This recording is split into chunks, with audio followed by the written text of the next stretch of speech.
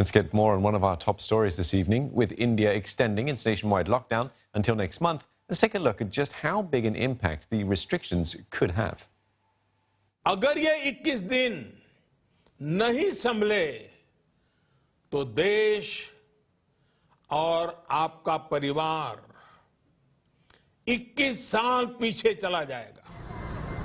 On March 24th, Prime Minister Narendra Modi ordered the world's largest lockdown with just 4 hours' notice, and panic was in full display in the country of 1.3 billion people. The unprecedented shutdown shuttered businesses, putting millions of informal workers out of work.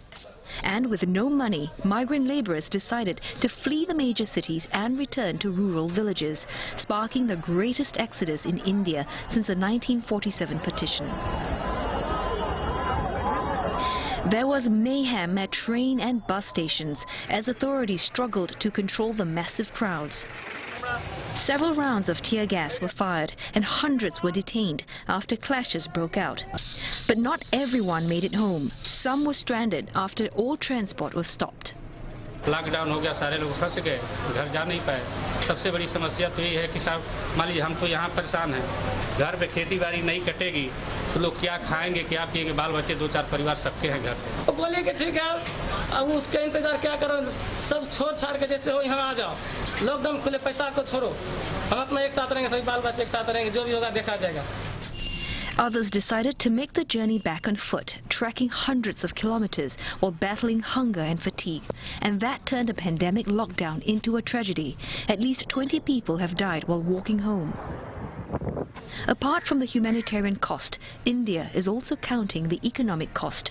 Experts say the country's frail economy would take a further hit, and it could face a major unemployment crisis. Critics have also slammed the first stimulus package unveiled by the government, a $22 billion package, which is about 1% of India's GDP. And the longer the lockdown, more people will be pushed into poverty.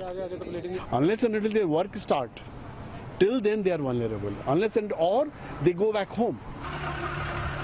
For India's poorest, many fear that hunger will kill them before the coronavirus does.